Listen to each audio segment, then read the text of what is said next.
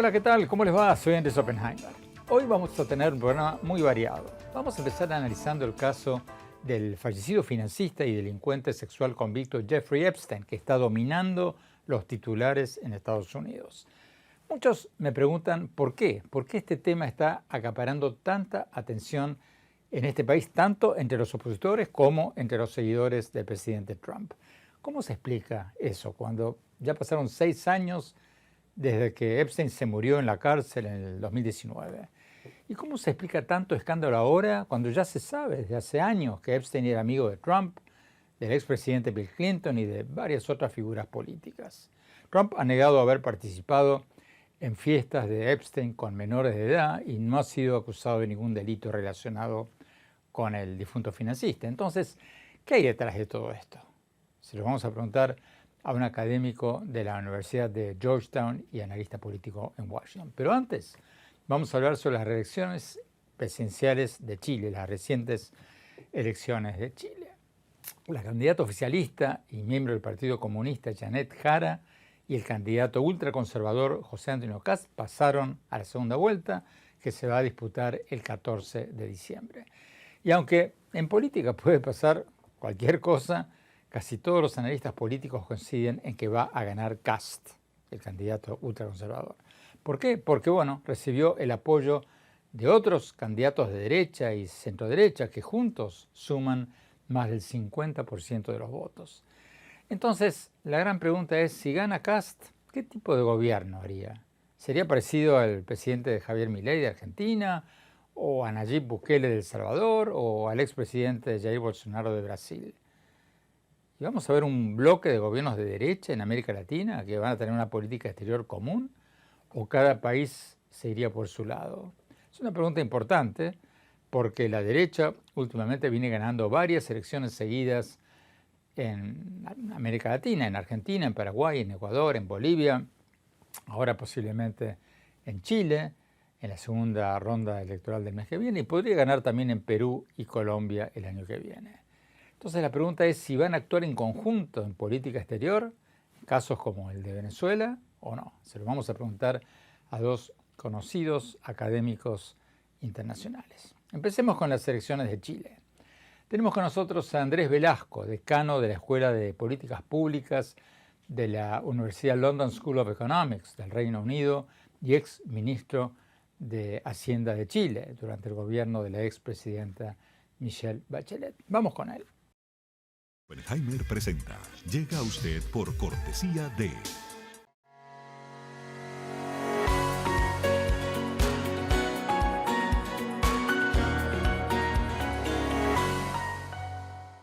Donde sea que vayas, Amerant Bank va contigo. Banca internacional, experiencia local, alcance global.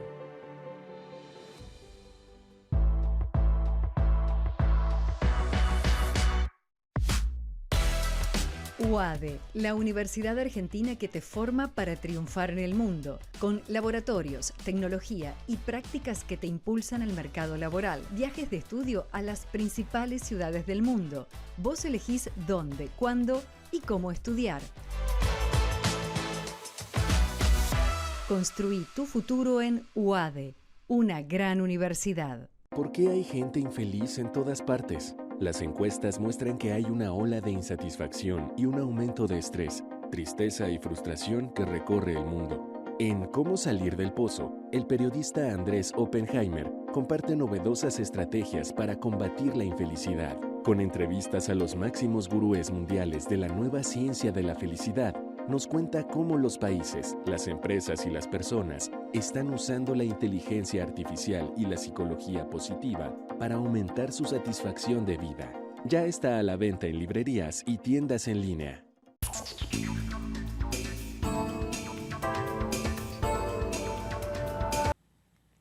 Profesor Velasco, gracias por estar con nosotros.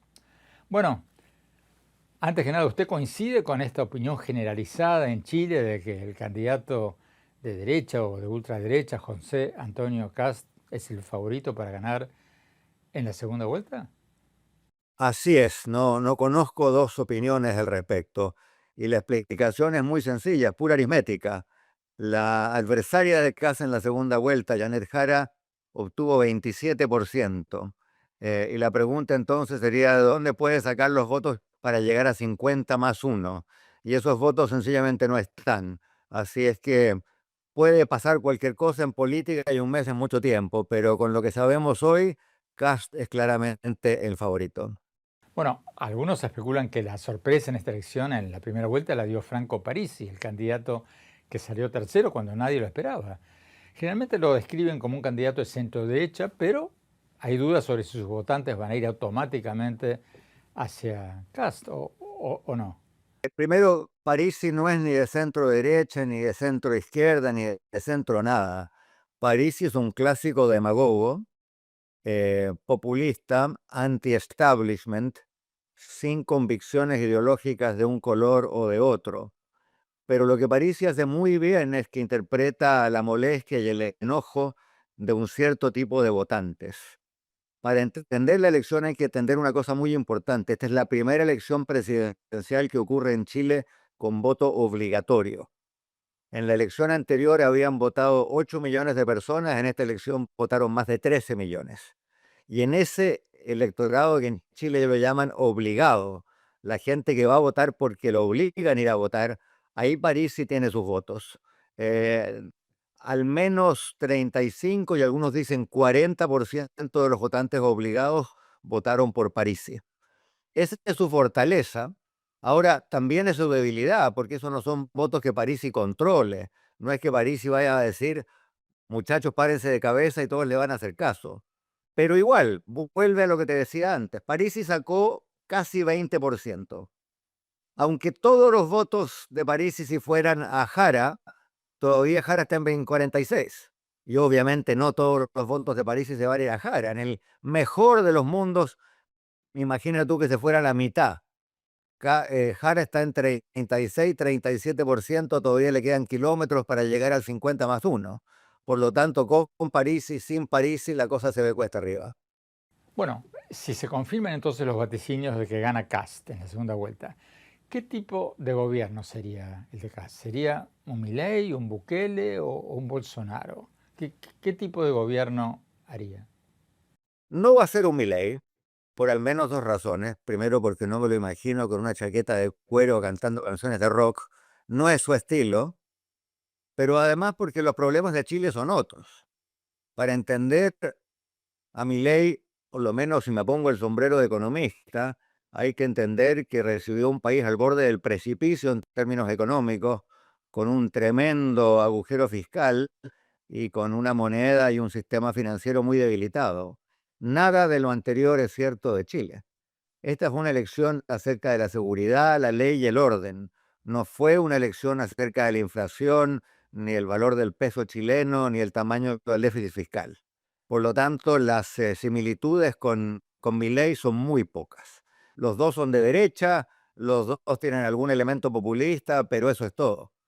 Yo creo que si vamos a buscar analogías internacionales, la pregunta es si Kast va a ser Meloni o si Kast va a ser Trump.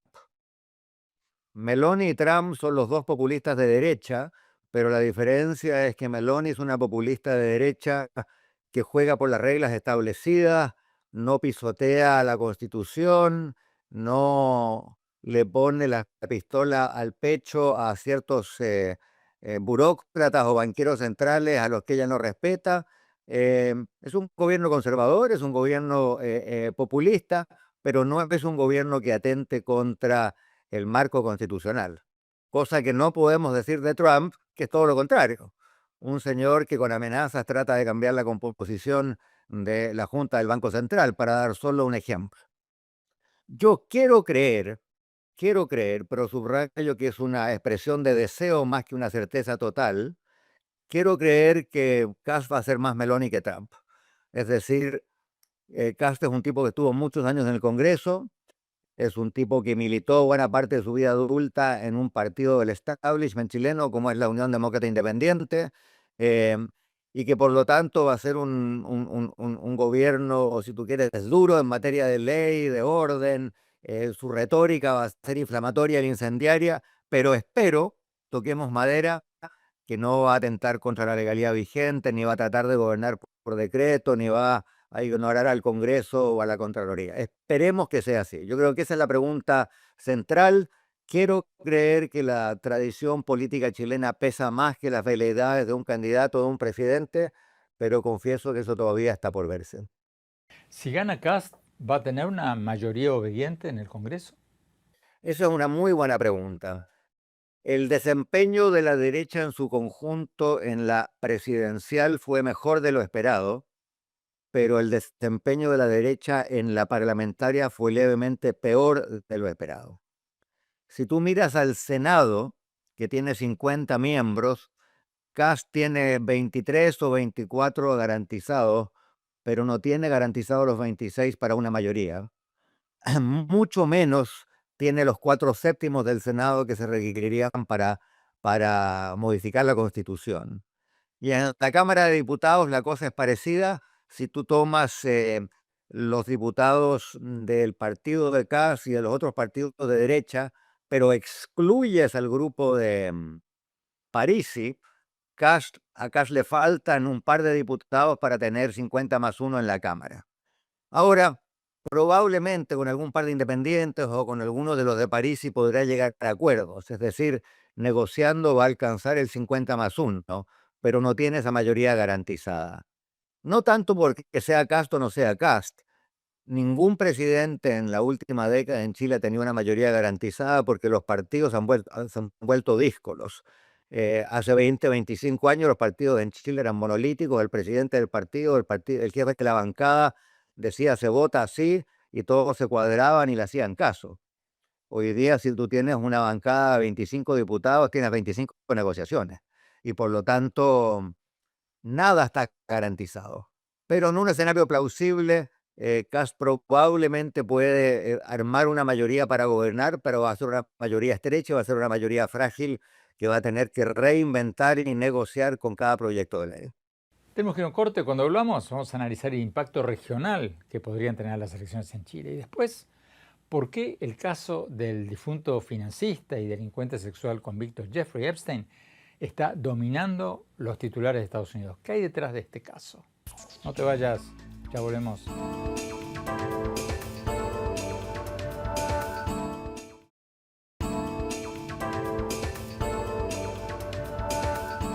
Gracias por seguir con nosotros. Estamos analizando las elecciones chilenas y su posible impacto regional. Como les contábamos en el bloque anterior, la candidata oficialista y miembro del Partido Comunista Janet Jara y el candidato ultraconservador José Antonio Kast pasaron a la segunda vuelta que se va a disputar el 14 de diciembre. Y aunque en política puede pasar cualquier cosa, casi todos los analistas políticos en Chile coinciden en que va a ganar Kast porque recibió el apoyo de otros candidatos de derecha y centro-derecha en la primera vuelta, que juntos suman más del 50% de los votos. Entonces, la gran pregunta es, si gana Kast, ¿qué tipo de gobierno haría? ¿Y en qué cambiaría la política exterior de Chile? Seguimos con Andrés Velasco, decano de la Escuela de Políticas Públicas de la Universidad London School of Economics del Reino Unido y ex ministro de Hacienda de Chile durante el primer gobierno de la ex presidenta Michelle Bachelet. Sigamos con la entrevista. Andrés, en política exterior, ¿qué cambiaría en la política exterior de Chile si gana Kast? Para responder esa pregunta, primero hay que entender que Boric no fue un gobernante de izquierda sudamericano clásico. Boric fue clarísimo al decir que Maduro es un dictador, que Nicaragua y Cuba son dictaduras y que Putin es un asesino y un agresor y que la invasión a Ucrania no se puede justificar de modo alguno. En este sentido, fue muy distinto a Lula o a Petro o a AMLO. No ha habido ambigüedades en materia democrática en la política internacional de Chile. Quiero creer de nuevo, no está garantizado, pero quiero creer que eso se va a mantener. Lo que probablemente va a cambiar, y aquí creo que Kast sí va a tratar de parecerse a Milei, es que Kast se va a tomar un avión, se va a ir a la Casa Blanca, va a rezar que Trump lo reciba y probablemente va a tratar de ganarse una buena voluntad de parte de la Casa Blanca como la que ha tenido Milei. Ahora, Chile no necesita la plata de Trump, no necesita un plan de emergencia ni nada que se le parezca, pero obviamente si logra estar en la lista de los buenos y no en la lista de los malos de Trump, eso reduce, por ejemplo, la amenaza de alguna estupidez por parte de la política comercial de Estados Unidos, algún arancel injustificado. Hay mucha incertidumbre. Estados Unidos está haciendo muchas locuras en materia comercial. Si Kass logra ponerse del lado bueno de Trump, esa incertidumbre se reduce marginalmente. Chile tiene a China como el primero, uno de los primeros socios comerciales. ¿Qué va a cambiar si gana Kast? ¿Va a cambiar eso? No, no va a cambiar eso. A ver, no sé si tu pregunta es sobre Kast o sobre Trump. Dejemos a Trump de lado por un segundo.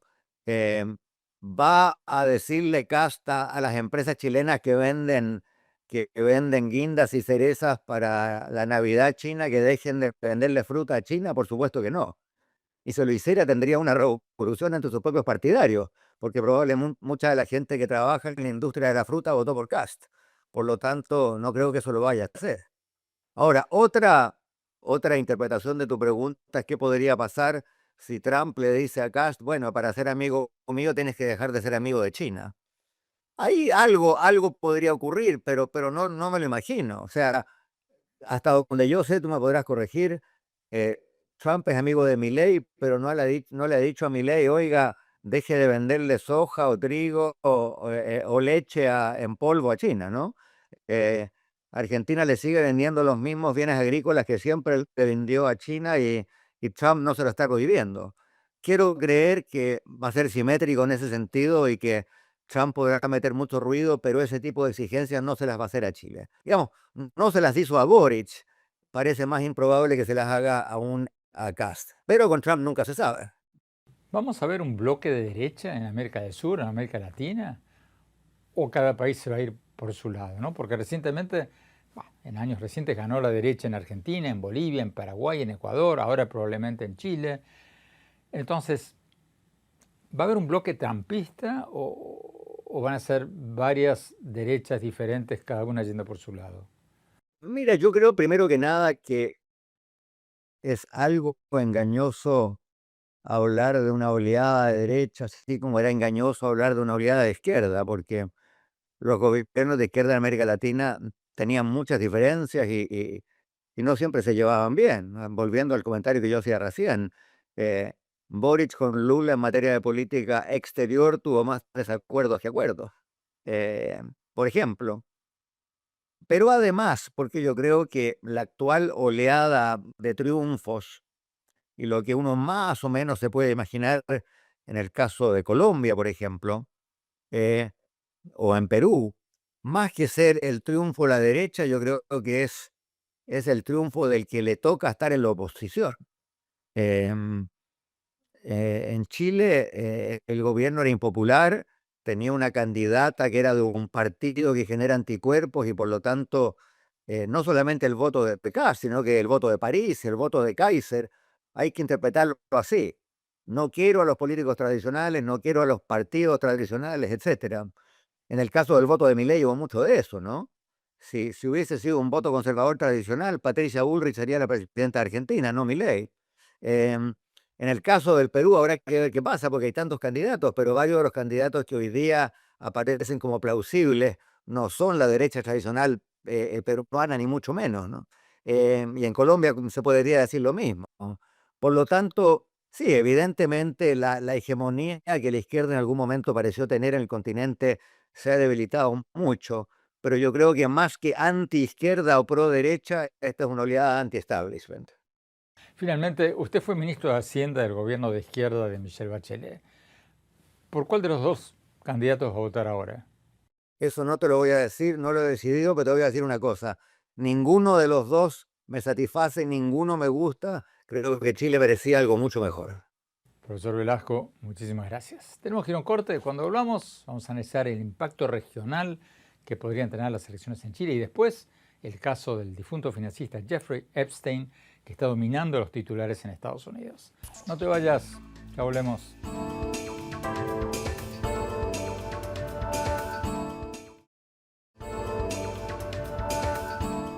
Gracias por seguir con nosotros. Estamos analizando las elecciones chilenas y su posible impacto regional.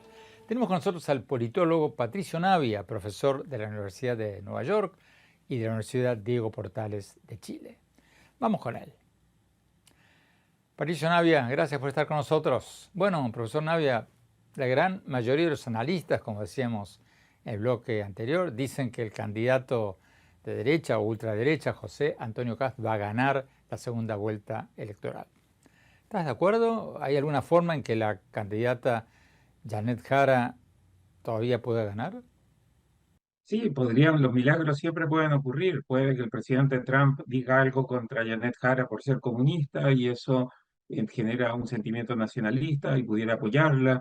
Puede ser que José Antonio Kast tome posiciones que son muy, muy radicales. Él se ha venido moderando en las últimas semanas, pero podría volver a posiciones muy radicales y eso también podría ayudar mucho a Janet Jara. Janet Jara podría empezar a criticar mucho más al gobierno del presidente Boric, renunciar al Partido Comunista en el que ella ha militado toda su vida. Digo, puede tomar acciones desesperadas de último minuto y eso podría hacer que la elección fuese un poco más competitiva. Es difícil, probablemente no va a ocurrir, pero las campañas importan y las elecciones se deciden siempre el día de la votación. Si gana Kast, ¿qué tipo de gobierno sería? ¿Sería un presidente tipo Milei o un presidente tipo Bukele? Porque uno de los grandes temas en esta elección de Chile fue la seguridad. ¿O un presidente tipo Bolsonaro? O sea, ¿sería un presidente democrático o más bien tirando autoritario?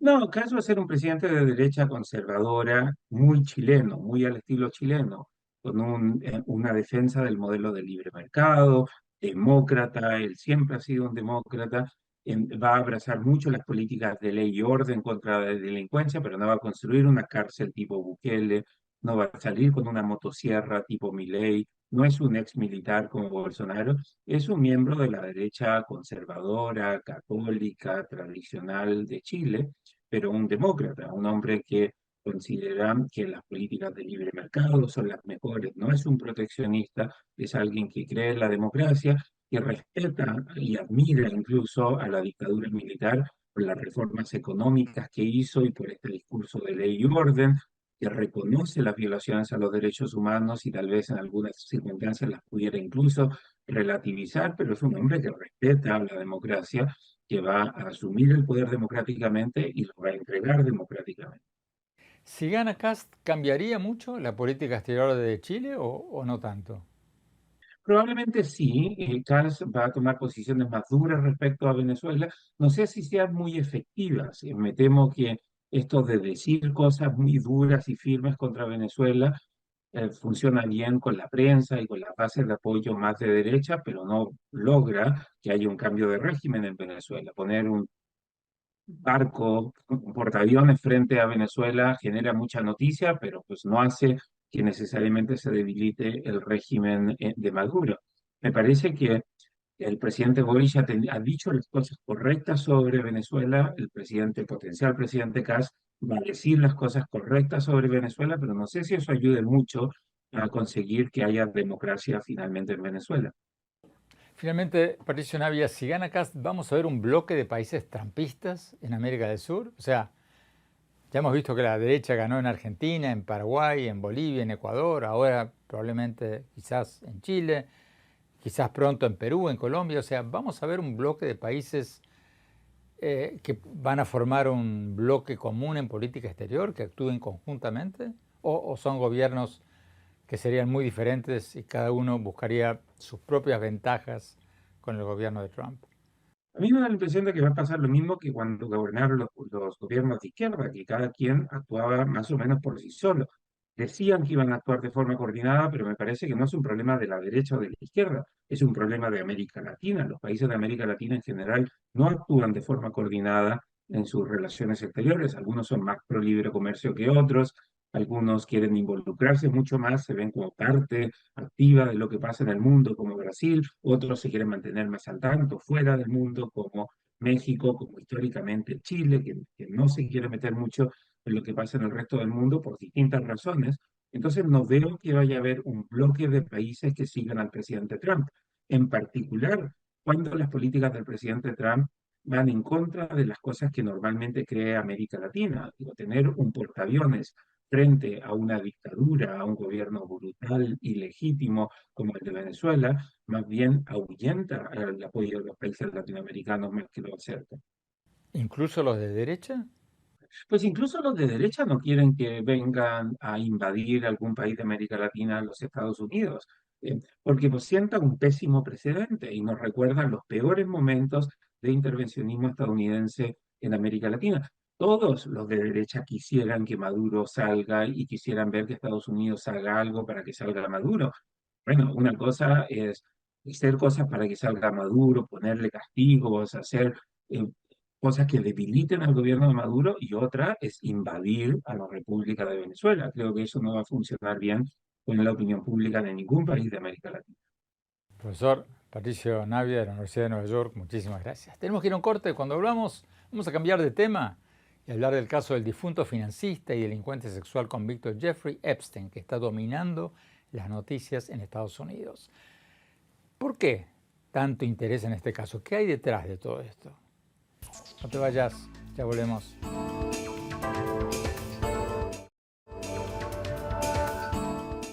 Gracias por seguir con nosotros. Muchos me preguntan por el caso del difunto financista y delincuente sexual convicto Jeffrey Epstein y por qué está dominando los titulares en Estados Unidos.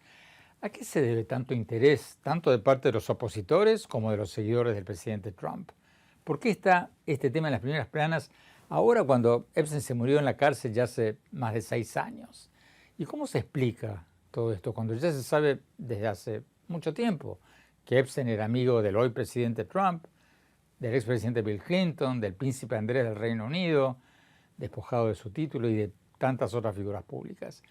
Hay quienes esperan que salgan más datos que pudieran incriminar a Trump, pero el presidente ha negado repetidamente haber participado en fiestas de Epstein con menores de edad y no ha sido acusado de ningún delito relacionado con Epstein. Entonces, ¿qué hay detrás de todo esto? Se lo vamos a preguntar al profesor Héctor Chamiz, profesor de Economía Política y Democracia de la Universidad de Georgetown y analista político. Vamos con él.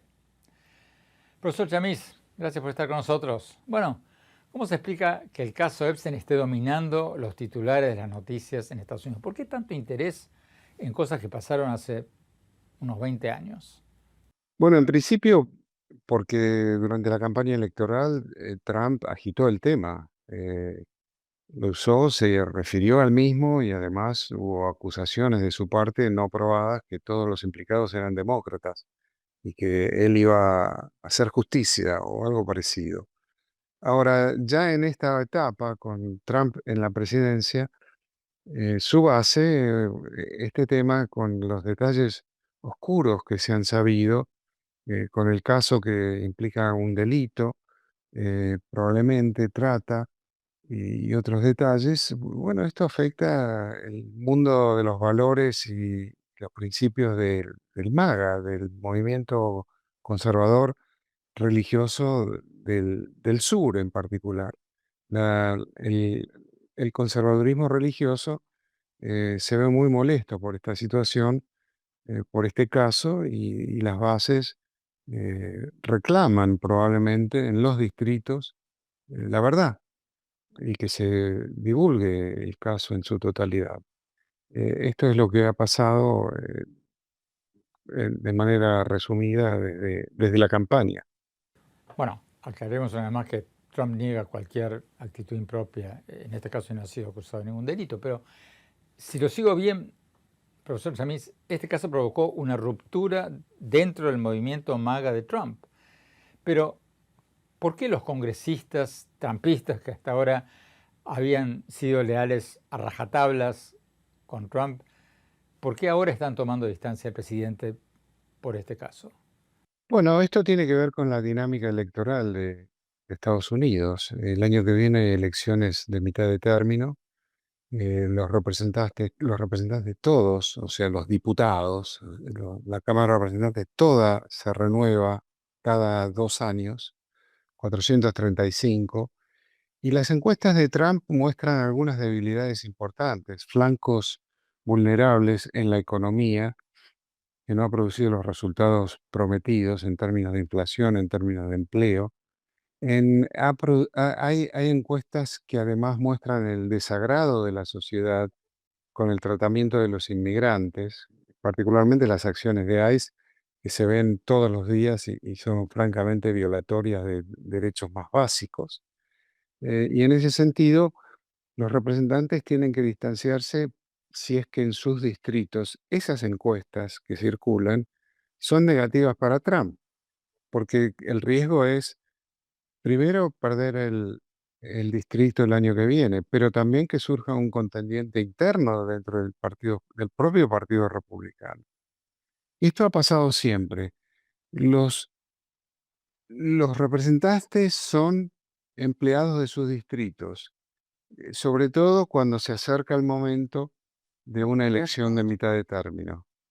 Entonces, para entenderlo bien, ¿por qué los seguidores de Trump, los republicanos del movimiento MAGA de Trump, quieren que se den a conocer estos archivos en los que aparece Trump, aunque no haya sido acusado de ningún delito en este caso? ¿Por qué esa exigencia de las bases de Trump?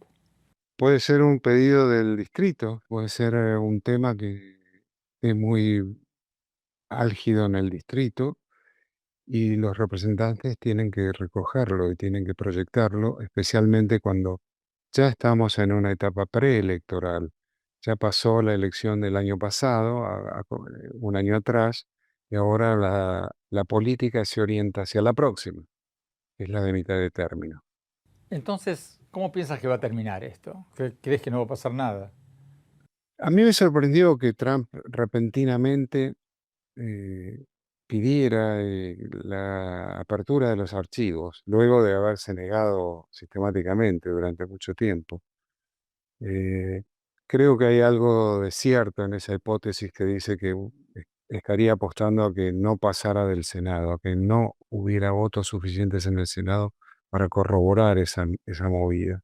La elección va a terminar siendo una elección como las de New Jersey, Virginia y la ciudad de Nueva York, va a terminar siendo una elección por bread and butter, las condiciones de vida, la inflación, empleo, salario, eh, lo que afecta a las vidas de las familias trabajadoras, que fue lo que Trump capitalizó el año pasado, pero no ahora. Las encuestas están mostrando descontento con su política económica.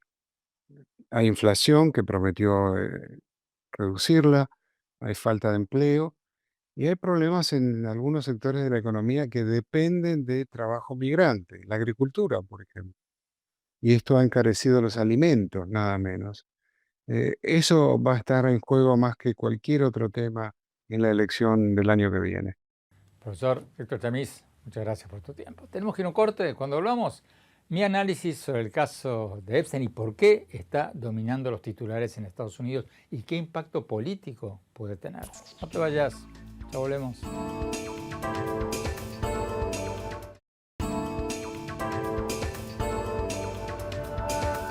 Gracias por seguir con nosotros. Muchos me preguntan cómo se explica que el caso de Jeffrey Epstein, el difunto financista y delincuente sexual convicto, esté dominando las noticias en Estados Unidos. ¿Por qué hay tanto interés ahora en este caso, tanto de parte de los opositores del presidente Trump como de sus seguidores? Porque se trata de cosas que pasaron hace casi 20 años y Epstein se murió hace más de 6 años. Entonces, ¿por qué está explotando este caso ahora? ¿Qué hay detrás de todo esto? Bueno, yo diría que hay dos cosas. Hay un factor de morbo y hay un factor político. El primer factor, el factor de morbo, es fácil de entender. Es un tema que genera muchos clics en las redes sociales porque es una historia donde confluyen el poder, el sexo y la impunidad. Epstein era un personaje conectado con las más altas esferas del poder, era amigo de Trump, era amigo del expresidente demócrata Bill Clinton, era amigo del príncipe Andrés del Reino Unido, ahora despojado de su título, y de muchos otros políticos, millonarios y periodistas. Entonces, lógicamente, hay una gran curiosidad en saber si los archivos del caso Epstein contienen información que diga si Trump o otros amigos del difunto financista participaron en sus fiestas con menores de edad, lo que potencialmente podría tener consecuencias legales. Trump ha negado haber incurrido en ninguna conducta impropia y no se ha no ha sido acusado de ningún delito relacionado con el caso Epstein. Pero hoy por hoy, el factor político, diría yo, es más importante que el factor morbo, porque se trata de un tema que ha dividido quizás como ningún otro al movimiento MAGA, que es la base política de Trump. Porque Trump y muchos de sus colaboradores, que hoy ocupan los principales cargos en su gobierno, se pasaron años exigiendo que el anterior gobierno, el gobierno del expresidente Joe Biden, diera a conocer los archivos del caso Epstein. Trump había denunciado una y otra vez durante su campaña que Biden no estaba dando a conocer estos archivos presuntamente para proteger a políticos demócratas. Y varios sitios de internet de extrema derecha le calentaron la cabeza a los seguidores de Trump durante años, alimentando la teoría conspirativa de que hay una supuesta élite secreta, global, de políticos, empresarios y medios, que se juntan y conforman un poder dentro del poder y que son impunes. Y según esta narrativa o esta fábula, Epstein era una prueba tangible de que esta especie de sociedad secreta significa que el sistema está podrido desde adentro. ¿Pero qué pasó? Después de que Trump ganó las elecciones y asumió la presidencia en enero de este año, dio un giro de 180 grados. No ordenó dar a conocer los archivos de Epstein y empezó a minimizar el tema. Y cuando le presionaban sobre el por qué no da a conocer los archivos de Epstein, empezó a decir que no valía la pena dar a conocer estos archivos porque supuestamente no tenían nada de importancia, no contenían ninguna información relevante, y afirmando que los reclamos de hacer estos archivos públicos estaban siendo orquestados por la oposición. Pero muchos congresistas de su propio partido, del propio partido de Trump, que hasta ahora habían votado incondicionalmente con él, siguieron insistiendo en que se dieran a conocer estos archivos, porque sus propios votantes se lo pedían. Trump primero acusó a estos congresistas de su partido de ser traidores, pero cuando se hizo claro que la mayoría de los congresistas republicanos votarían a favor de dar a conocer los archivos, Trump dio una media vuelta y dijo que estaba de acuerdo en que se hagan públicos. O sea, se subió a la cresta de la ola. Entonces la gran pregunta ahora es si se van a hacer públicos los archivos de Epstein ahora. No está tan claro, porque Trump acaba de iniciar una investigación para averiguar si altos funcionarios del Partido Demócrata, o sea, no él, sino sus adversarios, estuvieron involucrados en el caso Epstein. Y esa investigación podría servirle a Trump como escudo legal para decir que los archivos no van a poder ser dados a conocer hasta que la investigación esté terminada, algo que podría durar años. Sin embargo, el caso ya está teniendo un impacto político, porque quizás sea la primera evidencia de una fractura dentro del movimiento MAGA de Trump, que hasta ahora parecía monolítico. Los congresistas republicanos, o sea, del partido de Trump, tienen que presentarse a elecciones el año que viene y demostraron por primera vez en esta segunda presidencia de Trump que su principal preocupación ya no es tanto complacer al presidente, sino a los votantes de sus distritos. Entonces, yo no voy a predecir acá que este puede ser el principio del fin del poder absoluto de Trump sobre su partido, porque a Trump lo declararon políticamente muerto muchas veces y después resucitó.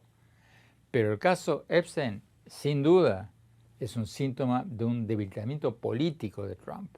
Sus congresistas, por primera vez, ya no votaron automáticamente con él.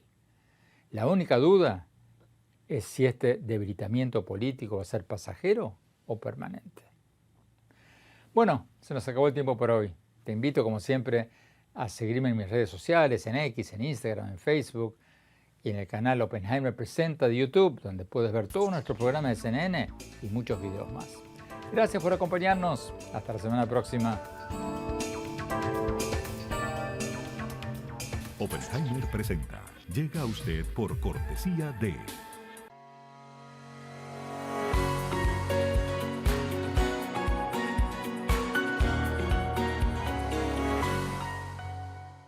Donde sea que vayas, Amerant Bank va contigo. Banca internacional, experiencia local, alcance global.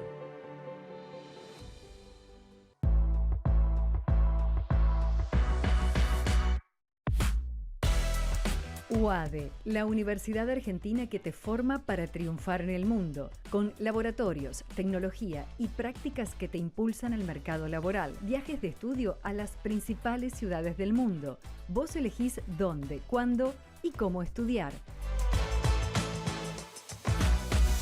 Construí tu futuro en UADE, una gran universidad. En Cómo salir del pozo, el periodista Andrés Oppenheimer comparte novedosas estrategias para combatir la infelicidad. Con entrevistas a los máximos gurúes mundiales de la nueva ciencia de la felicidad, nos cuenta cómo los países, las empresas y las personas están usando la inteligencia artificial y la psicología positiva para aumentar su satisfacción de vida. Ya está a la venta en librerías y tiendas en línea.